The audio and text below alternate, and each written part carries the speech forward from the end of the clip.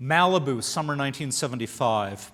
We're 8 teenage campers huddled around a fire ring late at night, piled up like puppies, spilling over rocks and stumps in the dusty bare dirt of the Santa Monica Mountains. We smell of black sage and acorns and unwashed T-shirts. With no adults in sight in the soft cover of darkness, we give voice to our innermost pubescent thoughts. Your turn, Sam. Okay, this is for Caroline. Would you rather give an open-mouth kiss to the camp director or eat a live cockroach? Our voices rise in a disgusted, delighted Greek chorus. Ew! You're so gross, Sam. I'm not answering that one. But you have to. Those are the rules. No way, you pervert. You're so prickly. I didn't mean to hurt your feelings. Yeah, right. Okay, here's a clean one. Would you rather die of cold in Antarctica or of heat in the Sahara Desert? I'm not allowed to bring a parka to Antarctica? No, you're naked. Then I choose the desert. I want to go out with a good tan. Good-natured howling erupts. Carolyn raises her arm and shimmies, vamping it up. Sam smiles. He says, you're so vain, and I've got to go. And everyone knows that this is bogus. It's obvious he's crazy about Caroline. No, you don't, you slippery son of a bitch. Now it's my turn. You must give up all your senses except one. Which do you pick to save? Oh, man, it's rough. I'd keep sight. Then at least I could get around. No hearing. I need my music. Shit, I don't know. It would just suck. Yeah, it would. I'm touched by your concern. Bite me. Later, lying in my sleeping bag and mulling over this flirtatious banter, I was puzzled. Flush with hormones, we all hungered for interpersonal touch, for kisses and caresses and more. I was typical of this group, so consumed with the idea of holding and kissing a lovely dark-haired girl named Lorelei that I could barely speak. Touch was central to our obsessions and fantasies, yet none of us ever chose to preserve it when, in the nights that followed, Carolyn's question about preserving one of our senses returned in the would you rather game. Did we simply not think the ramifications through? It's certainly true that a bunch of horny, sleep-deprived, amped-up teenagers sitting around a campfire is not the ideal forum for contemplation. Or was it, it's true, or was it that we could easily imagine what it would be like to experience the loss of sight or hearing? We had all shut our eyes or plugged our ears, or even the sense of taste or smell, yet none of us had ever actually been able to recreate the sensation of the loss of touch. Perhaps touch was woven so deeply into our sense of self that we could not truly imagine life without it. For all of us, the experience of touch is intrinsically emotional, and this is reflected in common expressions in English. In the memoir I just read, phrases like, I'm touched by your concern, or I didn't mean to hurt your feelings, and texture metaphors like you're so prickly, or that's rough, or you slippery son of a bitch, didn't stand out at all. We are all completely accustomed to describing a wide range of human emotions, actions, and personalities in terms of our skin senses. I was touched by her thoughtfulness. It's a sticky situation. That's enough of that coarse language. That is one hairy problem. He rubs me the wrong way. In everyday speech, the tactile is so entangled with the emotional that when we encounter someone who's emotionally clumsy, we call him tactless. Literally, he lacks touch. And this may seem like a silly question, but it's not. Why are emotions called feelings and not sightings or smellings? Do touch metaphors really tell us something about the skin senses and the relationship to human cognition, or are they merely a common usage of present-day English? In fact, the constructions I'm touched to mean I'm emotionally affected, and my feelings to mean my tender emotions, have been in use in the language since at least the late 13th century, and such expressions are not unique to English or even the Indo-European language group.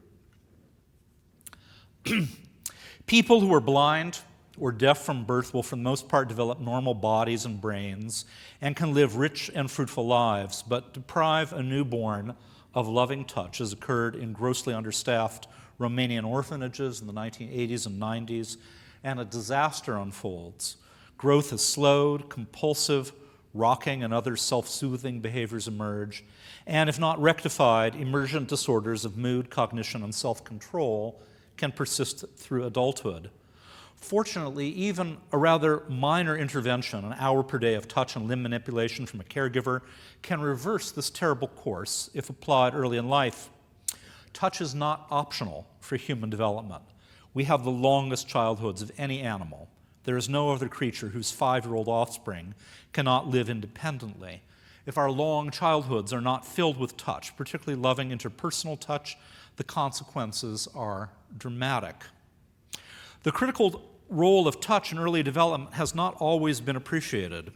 Child-rearing advice of the 1920s from the psychologist John B. Watson, founder of the psychological movement called behaviorism, cautioned parents about spoiling their children with physical affection. And this is my John B. Watson scolding voice. Let your behavior always be objective and kindly firm. Never hug and kiss them. Never let them sit on your lap. If you must, kiss them once on the forehead when they say goodnight. Shake hands with them in the morning. Give them a pat on the head if they have made an extraordinarily good job of a difficult task. Okay, I'm back. I'm not John B. Watson anymore. While most parents today do not restrict contact with their children to an occasional pat on the head, it's a different story outside the family. In our zeal to protect kids from sexual predators, we have promoted no-touch policies for teachers, coaches, and other supervisory adults that, while well-meaning, have the inadvertent effect of adding to the touch deprivation of our children. As these kids have grown up in a touch-phobic environment and propagated these fears to their own children, our society as a whole has become further impoverished. And you may ask, okay, I understand that kids are sensitive, but once we've become adults, why does it matter if we're touch-deprived?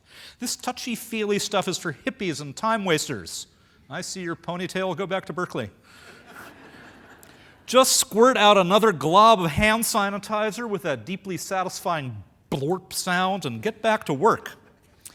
The answer is that interpersonal touch is a crucial form of social glue.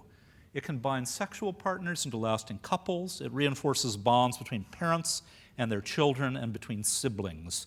It connects people in the community and in the workplace, fostering emotions of gratitude, sympathy, and trust. People who are gently touched by a server in a restaurant tend to leave larger tips. Doctors who touch their patients, and I don't just mean in the casual way of the physical exam, but in a reassuring manner, their patients have reduced stress hormone levels and better medical outcomes. Even people with clipboards at the mall are more likely to get you to sign their petitions or take their surveys if they touch your arm lightly. The main point here is not merely to argue that touch is good or even that touch is important. Rather, it's to explain that the particular organization of our body's touch circuits, from skin to nerves to brain, is a weird, complex, and often counterintuitive system. And the specifics of this organization powerfully influence our lives. From consumer choice to sexual intercourse, from tool use to chronic pain, to the process of healing, the genes, cells, and neural circuits involved in the sense of touch have been crucial to creating our unique human experience. Now, I teach medical students and graduate students, so I'm a little pedantic. So there won't be a quiz later, but I'm going to give you some key points. Key point number 1. Even though we experience it as a unified sensation, touch is created by many different specialized sensors working in parallel. So what do I mean by this? If we were to look in your skin, we would see many different nerve endings. And if we were able to study them functionally, we would find that these nerve endings are specialized for different aspects of touch sensation. So you would find at least one, maybe more than one nerve ending for pain, one for itch, one for heat, one for cold, and then several for different aspects of mechanical sensation and sexual sensation. In terms of mechanical sensation, we have one for fine form called a Merkel ending. This is what you need to reach into your pocket and identify a coin without looking at it, by feeling the ridges and the impressions on the coin, for example, or for reading Braille letters. There is one for high-frequency vibration called the Pacinian corpuscle. This is what particularly good for transmitting the vibrations from the ends of tools.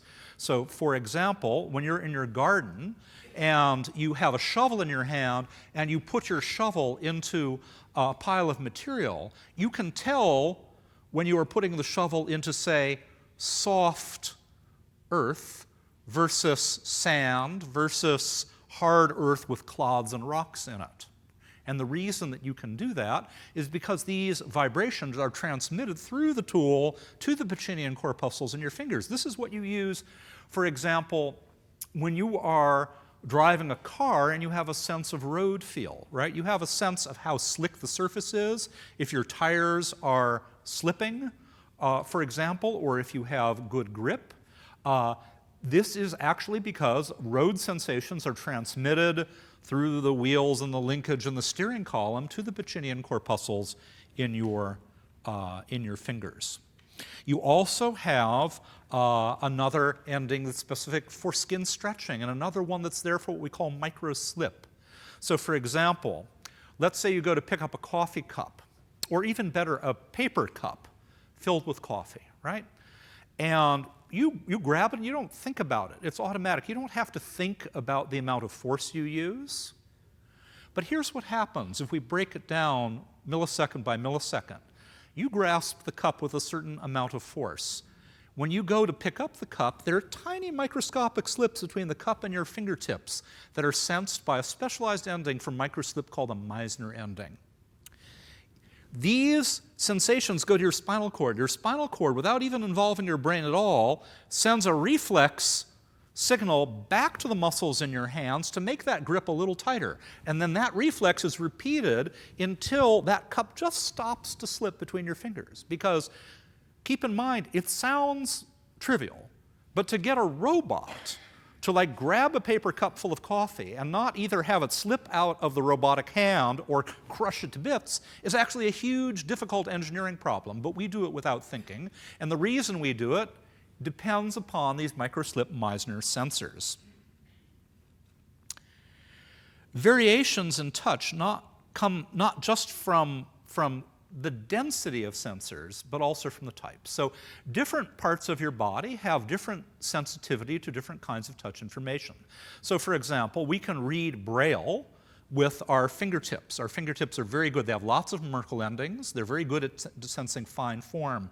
You can tell two dots that are about half a millimeter apart with your fingertips. And you can do the same with your lips. And your tongue is pretty good too. But if I were to, I won't make anyone come up here and do this with their shirt off or anything, but if we were to indent the small of your back, and I had two pencil points, and I put them a centimeter apart, you would not be able to tell me whether there were 2 points there or one, because the small of your back is so poorly endowed with Merkle endings that it has very poor spatial acuity. Now, what about some other areas of our body that we think of as being very sensitive? Well, the cornea of the eye is very sensitive, right? If you get a little piece of grit in there, hurts like crazy. The genitals are very sensitive, right? A very tiny touch to the genitals produces a very strong sensation. So does that mean we could read Braille with our cornea? Does that mean we could read Braille with our genitals? So it turns out we can't. And the reason, now, if you don't believe me, afterwards you can head down to the ATM, wait till there's nobody around, and do the experiment yourself. But if you get arrested, don't call me for bail money. So, the reason we can't is because there's lots of Merkle endings in our fingertips and our lips, but very few in our cornea or our genitals. These areas have what we call protopathic sensation. What that means is that they're very sensitive to small indentations, but they're not very good at localizing those indentations. And think about this for a moment. When you get a little bit of grit in your eye, it hurts like crazy, but knowing precisely where it is in your eye is actually pretty difficult. And if you had Merkle endings in your cornea, it would not be difficult. So some of the variation in the way we experience the world through our skin depends upon the distribution of these different type of endings. Now, one idea that's been around for a long time is that women have better fine touch in their fingertips than men. And sure enough, if you take 1,000 women and 1,000 men and you bring them into the lab and you do a little machine with bumps on it to precisely measure what is the finest spatial feature that you can discriminate with your fingertips, on the average, the women will do better than the men. And you might think, well, why is this? Do women have softer skin? Maybe it's indented more easily, and that makes it easier to detect fine spatial form. That turns out not to be true. Maybe it's something different with the way women's brains process touch information. That turns out not to be true. Actually, it's a very simple reason. When you look in the data, you can see it. It turns out that there's a big spread. And women, on average, have smaller fingertips than men. And it turns out that you've got a fixed number of Merkle endings in your fingertip. And if you've got small fingers, then the gaps between the Merkle endings are small. And if you have big fingers, then the gaps between the Merkle endings are larger. And those larger gaps decrease your spatial acuity. So if you're a man who has unusually tiny fingers, you'll do as good at this task as an average woman. And if you're a woman who has unusually large fingers, you'll do as poorly at this task as an average man does. So yes, it correlates with male and female, but in reality it has actually nothing to do with male and female directly at all. It just has to do with fingertip size. Key point number 2 for your non-existent quiz later that won't actually happen. Maybe I should actually do it. There are separate systems for discriminative and emotional touch. What do I mean by that? So there are all these different kinds of nerve endings sensing all these different aspects of touch, and they feed into the spinal cord, they feed into the brain, and there they generally segregate into 2 systems. One system is called the somatosensory cortex, and it's there for extracting the factual information about touch. Where on my body am I being touched? What is the quality of that touch? How intense is the touch? That is the kind of information that the somatosensory cortex receives. And there is a separate stream of information that goes to a region called the posterior insula. And the posterior insula, by contrast, is an emotional touch center. And so it's what makes a caress feel good. It's what makes pain feel bad. It is what makes an orgasm feel good, in large part.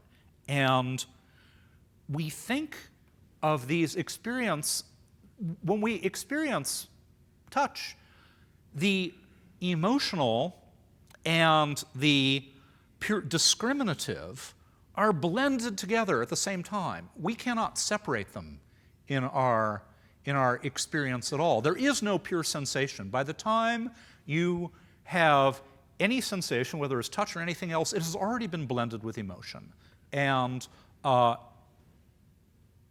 this, for some people who like to feel like they're driving the bus, is philosophically challenging, but it's the truth. Now, normally we experience pain, for example, as being intrinsically negatively emotional. But what happens, for example, in someone who has damage to their posterior insula, to their emotional pain, their emotional touch center? So normally, if I were to take someone from this audience and your brain was perfectly intact, I whacked you on the thumb with a hammer, you would go, "Oh, that's terrible, that hurts my thumb, why'd you do that? Oh, that's awful." Now let's say that we had someone with damage to their posterior insula, and we whacked them on the thumb with a hammer. They would say in a very calm voice, "Yes, that's very painful, it's on my thumb, it's bad, yep, it hurts a lot." But they wouldn't say, "Oh, that's awful." They would not have the pain would have no emotional resonance for them. Importantly, it's not as if they're masochists, right? Masochists are people for whom pain has positive emotional feeling, and we can talk about that later if you wish, right? For them, pain has a strong emotional component, it's just in the other direction. These people are totally indifferent to pain. It's called pain asymbolia. What happens if instead we have damage to the somatosensory cortex, but the emotional touch centers are intact? Now whack you on the thumb, and you go, "Oh, that's horrible." And I say, "Oh, I'm so sorry. Where does it hurt?" "I have no idea." You see, it's only when the discriminative and the emotional are fused that we have the experience that we normally expect. The same thing can happen If you have damage to the posterior insula and also damage to the brain's pleasure circuitry, a region called the ventral tegmental area, you can have orgasms that are not pleasurable. And you might think, how can that be? Orgasms are by their nature pleasurable. Well, no, that's a trick your brain plays on you by activating a discriminative part of your brain and an emotional part of your brain at the same time. In the same way that you think that pain is intrinsically emotionally negative, an orgasm has got to be intrinsically emotionally positive. But it isn't. It just comes from two different brain regions, a discriminative one and an emotional one, that are activated at the very same time. Key point number 3. Sensation is dependent upon what we expect to happen. The way we perceive a sensory stimulus is not merely dependent upon the physical aspects of that sensation, it's dependent upon what we expect to happen. And that expectation is an amalgam of experience of our human species, resulting in expectations that are inborn in us, and also our individual experience in the world.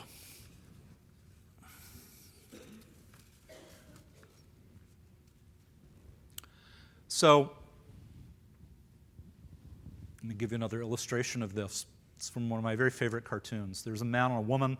They're driving in a car. The man's behind the wheel. The woman's in the passenger seat, and she's got a bag of groceries on her lap. And the man says, "Pew! Oh, it smells like farts in here." And the woman looks in the bag and she says, "Oh, that's the expensive French cheese we just bought." And the man says, "Oh, well, in that case, what smells so delicious in here?" Right? And it's funny, but it illustrates something very crucial, and that is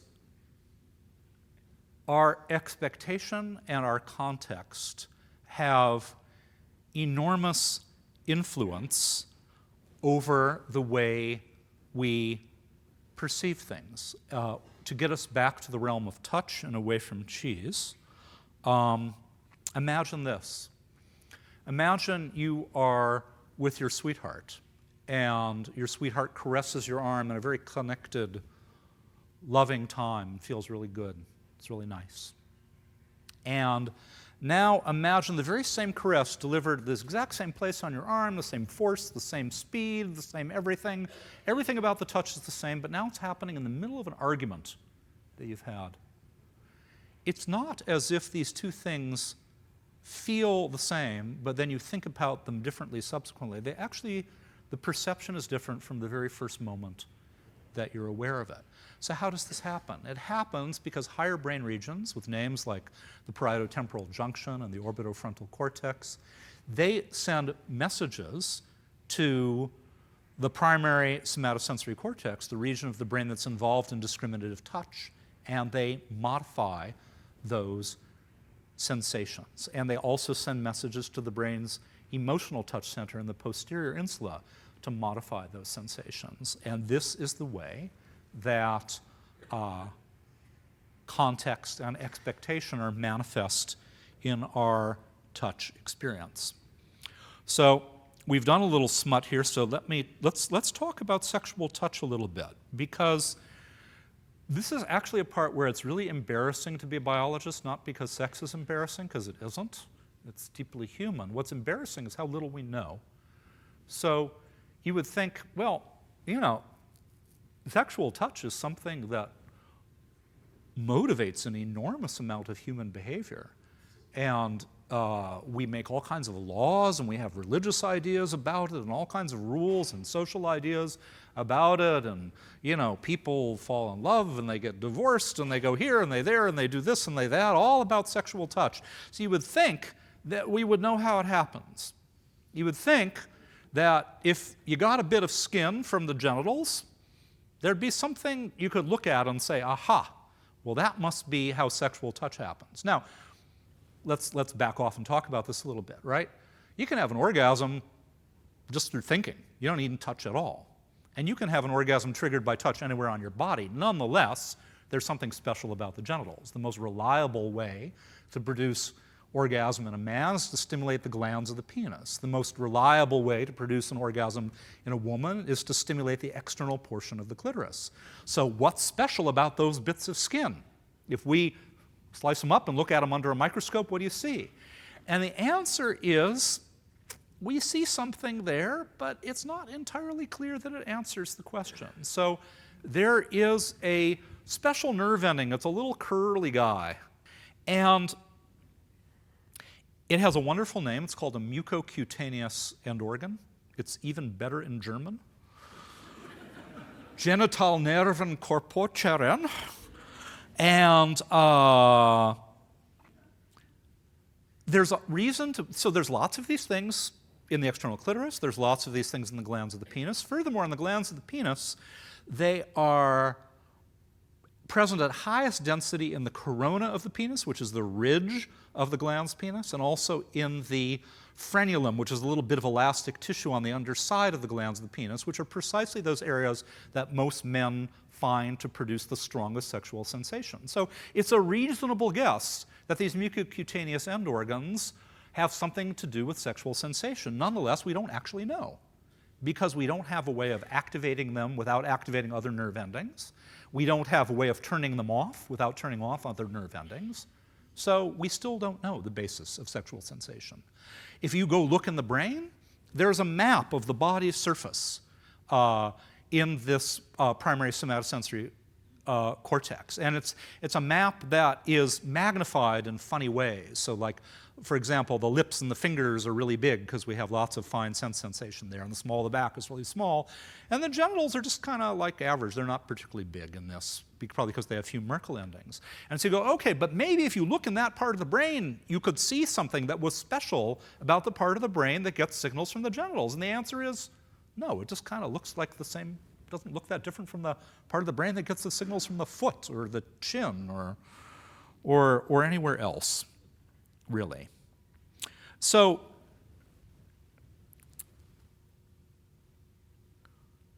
what does the brain look like at the moment of orgasm? If we were to have you in a brain scanner, what would we see? Well, it really wouldn't, it makes a lot of sense. It actually, what we see corresponds very well to our subjective experience of orgasm. So if you're in a brain scanner and your sweetheart is out there in the room stimulating your genitals and your head is in this clanging metal donut, it's deeply unromantic.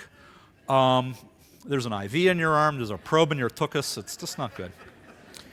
And so what you would see is that the genital representation of the primary somatosensory cortex is active. No big surprise there.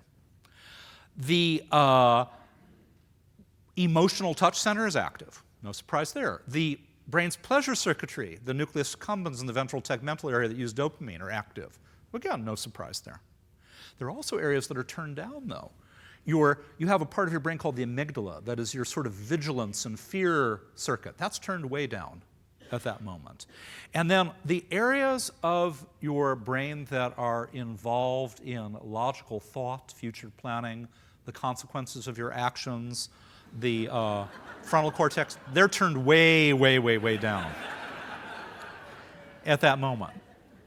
And so the other thing that's interesting is that if you look at the brain scan of a man having an orgasm and a woman having an orgasm, really can barely tell them apart. They're nearly identical.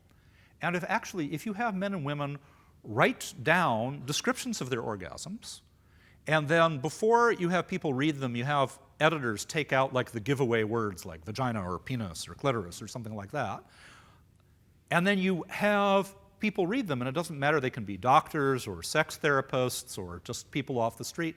You can't tell the men's and the women's descriptions from each other. So this correlates well with the pattern of brain activation that we see. So orgasm, just like pain, has both emotional and discriminative components. These can be separated in seizures. So for example, there are some people who have seizures from, they're triggered by brushing their teeth. And if this seizure activates both the somatosensory cortex and the pleasure circuitry and the emotional touch centers, you can have an orgasm that is like one you would have through sexual activity. But if you have a seizure and it activates the genital region of the primary somatosensory cortex, you can have an orgasm that's more like whoops than like what you would normally experience. Again, it's sort of similar to pain asymbolia, where you have the sensation without the emotional component added to it. So, enough sex. Let's return a little bit to pain. So, there are rare cases of people who lack pain sensation entirely. And this is not because of a problem with the brain. It's actually a problem because they have mutations in a gene called SCN9A. And SCN9A makes a sodium channel and the sodium channel is necessary for propagating electrical signals, and it's present only in nerves that convey pain signals to the spinal cord and ultimately to the brain. So if you have a mutation in SCN9A that renders it inoperable and renders these neurons electrically silent, then you can sense mild heat and warm, you can sense tickle, you can sense all the gradations of fine touch, you can have itch, but you don't have any pain at all. When you ask people who have this, who are very rare, mostly come from parts of the world that practice cousin marriage because it's a recessive mutation, what is pain? They can't even tell you. Kids who have it, they can learn to fake pain. Like when they're playing soccer, they can take a dive and mimic pain so they can draw a penalty for the opposing player. They don't actually know what pain is in the physical sense. They still know what emotional pain is, right? They can still have normal empathy for the emotional pain of others. You might think, well, can I sign up for that mutation? That's great, a life without pain. How cool. But there's a problem, because when you don't have pain sensation, then you don't have the protective reflexes that pain engenders. So you will rub grit into your eye and scar your cornea. You will swallow scalding food and scalding liquids. You will wear your clothes too tight and they will cut into your body and you'll have bacterial infections. And in truth, people who have congenital total insensitivity to pain rarely live past the age of 25. It's extraordinarily difficult to keep yourself alive without these protective reflexes. Now, it turns out that you can have the opposite mutation. So if instead of having a mutation in the gene SCN9A that renders these cells electrically silent, imagine you have a mutation that renders them electrically overactive. Well, you can imagine what this is. This is called chronic paroxysmal pain disorder. And what happens is a baby is born, and then usually you're doing some very innocuous thing like gently wiping its mouth or changing a diaper, and the baby shrieks like it's just been stabbed. And when these kids grow up, they describe this pain as being just unspeakably bad. Women who have given birth without anesthetics say that the pain of one of these paroxysms is worse than the pain of childbirth without any drugs. So it's not just a little bit of pain, it's terrible pain. Nonetheless, people who have chronic paroxysmal pain disorder as a result of this overactive mutation of the gene SCN9A, they can live normal lives. They have normal lifespans, they get married, they have kids, they have jobs, and the people who have no pain at all have very truncated lives.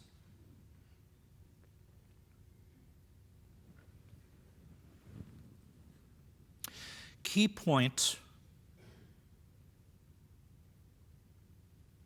number 4. Actually, I'm going to do one more reading and then key point number 4.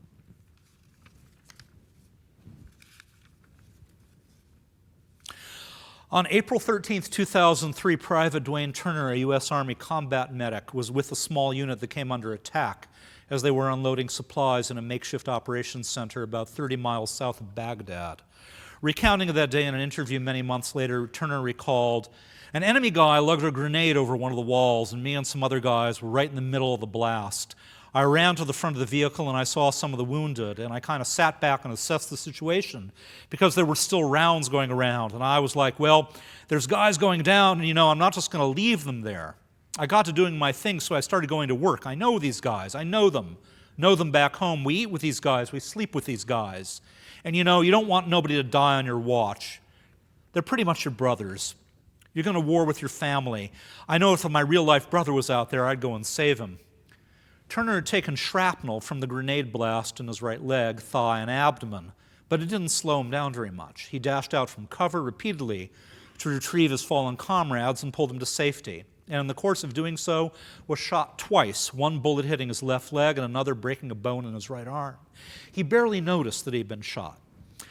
I saw bullets going around, and I thought actually that the bullets were hitting the ground, and they were like, dust or rocks were popping up and hitting me because I felt little nicks in certain places. But other than that, I really didn't know until somebody told me. He was like, Doc, you're bleeding." I was like, "No, that's not me. That's somebody else trying to pass the buck," but I guess it was me. Private Turner eventually collapsed from blood loss, but a few minutes later he had to be restrained from returning to help his fellow soldiers. He and the other wounded soldiers were later evacuated by helicopter. The Army, in awarding Dwayne Turner the Silver Star for Valor, estimated that at least 12 soldiers would have died without his actions. And what's remarkable, while it is remarkable that in the heat of combat, Private Turner was able to ignore the pain from his shrapnel wounds and did not even realize that he'd been shot twice, it does not diminish his heroism at all to note that ignoring pain in the heat of battle is not unusual. Lieutenant Colonel Henry Beecher compiled statistics on pain in the wounded soldiers he treated during the Allied invasions of Italy and France in World War II. He wrote that about 75% of badly wounded men reported such little pain that they refused pain relief medication was offered on the field of battle. Yet a few days later, when recovering in a hospital, these very same patients protested vigorously at the minor pain of an inept blood draw, just like anyone else would. Soldiers are not superhumans with an absurdly high pain tolerance. Rather, they're ordinary people who are thrust into extraordinary situations in which the cognitive and emotional stressors of combat serve to blunt pain. When I was 5 years old, going to the pediatrician to get a routine immunization seemed like a kind of death sentence. Like Pavlov's dog, my heart would speed up as soon as my mother's car neared the doctor's office. The blonde wood paneling of the hallways in the medical building, the tap of my mother's heels on the tile floor, and the smell of alcohol pads all reminded me of the last horrible injection. When the time came for the procedure arrived, I was so laser-focused on that one patch of skin on my left arm that my eyes bugged out. The tiny prick of the needle felt as if a steak knife had been thrust deep into my muscle and twisted. As I howled in pain, the doctor observed dryly, "What a dramatic kid, a real Sarah Bernhardt." As a child, I experienced many minor injuries that were equally or even more painful, from skinned knees to a bumped head, but those came as surprises because they weren't anticipated. They didn't seem such a major concern. The brief and minor pain of the injection, however, was amplified enormously by my mounting fearful expectations and my memories of the previous traumatic injections. All right, so now we have two examples: pediatric melodrama, heroism on the field of battle, and what do they tell us? They tell us that the experience of pain can be drastically modulated by one's attentional resources and by the emotional factors surrounding the situation. What does this mean in neural terms, right? It means that, in particular, the emotional pain center, the posterior insula, is receiving inputs from cognitive regions like the frontal cortex that are either ramping the pain perception up or down. Now, this becomes a real problem in chronic pain. People with chronic pain worry a lot. When is my pain going to get worse? When will it end? How long will it go on? And that anxiety makes the pain feel worse, which makes the anxiety worse, and then you have a horrible feedback loop that occurs. What does this mean? It means that one of the ways to effectively manage chronic pain is not to affect the pain sensation directly with drugs like opiates, which have all kinds of horrible side effects. They're great at blocking pain, but they have terrible side effects. But rather interfering with the anxiety. And so the artificial way to do this is to give anti-anxiety drugs. Anti-anxiety drugs are pretty good at relieving chronic pain because they break that feedback loop between anxiety and pain. Even better are to use behavioral techniques to reduce anxiety, things like meditation, breathing, exercise, prayer, playing with your dog, whatever works for different people. In recent years, there are some pretty good studies, and I'm very skeptical of this kind of stuff, but there's some pretty good studies indicating that mindfulness techniques are effective in attenuating chronic pain. And the military has bought into this because they have a lot of veterans with chronic pain, and they're not a flaky organization, but they're putting their money behind it as well. So, last key point. Your brain is not built to give the most accurate representation of the external world. It messes with the data, blends it with emotion and expectation, both genetic and personal expectation, and serves it up to you as real. So, this will, by the end of this, I hope you will understand both why it is that you can't tickle yourself and why it is that 40% of all internet traffic is pornography. And this is the very last reading. At about the time they were 3 years old, my twins Natalie and Jacob began to play a game that would inevitably end with tears and injury. Each would stand on one side of the bathroom door, and they would take turns pushing it towards each other and laughing. The kids got along well and never engaged in conventional shoving matches, but they loved the bathroom door game. This activity was fun because each child was blocked from the other's view, giving the door the illusion of agency, as if it had become animated with its own life force, like the objects in their very favorite cartoons. Although the game began with gentle pushes, it would inevitably escalate, each push becoming more forceful until one child would get smacked in the head with the door and a parent would have to calm everyone down. Natalie, why did you push the door into Jacob's face? It's not my fault. We were taking turns, but each time he pushed harder.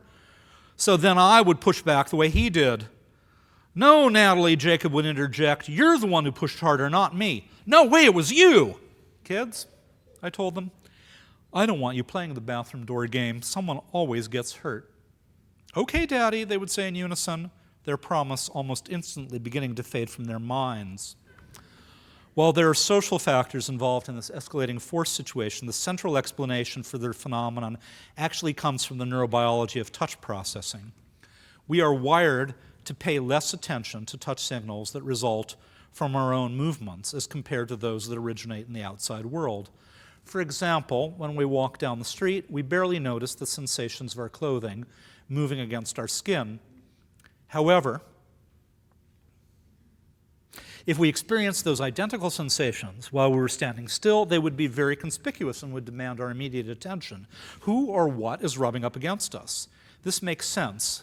Externally generated sensations are the ones that are most likely to demand our attention because they are potentially threatening or otherwise salient. In the bathroom door game, Natalie and Jacob were trying to match the other's pushing force in alternate turns. However, this is an almost impossible task. When Natalie pushed with 2 units of force, Jacob felt 2 units of force on his extended palms, yet when he tried to match her with an equal amount, he exerted 3 units of force. Why? Because 3 units of self-generated force gave the same feeling of pressure on the skin of his palms as 2 units of force produced by his sister. Then Natalie felt 3 units of force from Jacob, and in her attempt to match that, she applied 4 units, and off they went to Armageddon. So our experience of touch is not only modulated by these, also there's other factors, but it's also modulated by our own actions. This is why you can't tickle yourself. When you go to tickle yourself, your brain is sending electrical commands to the muscles in your hand and your arm to produce the tickling motion. But it turns out there's a copy of those electrical signals that's also going to a brain region called the cerebellum. It's involved in motor coordination and some other things. And in the cerebellum, these signals are changed into inhibitory neural signals, and then they are delivered to the somatosensory cortex of the brain where touch sensation is produced. And they dampen down those sensations. So when you go to tickle yourself, the sensation is damped down. When someone else is tickling you, it's not damped down. And that's why you can't tickle yourself unless you have damage to your cerebellum, in which case you can tickle yourself. And in a room this big, inevitably someone will come up to me at the end and say, I can tickle myself. And there's a few people who can.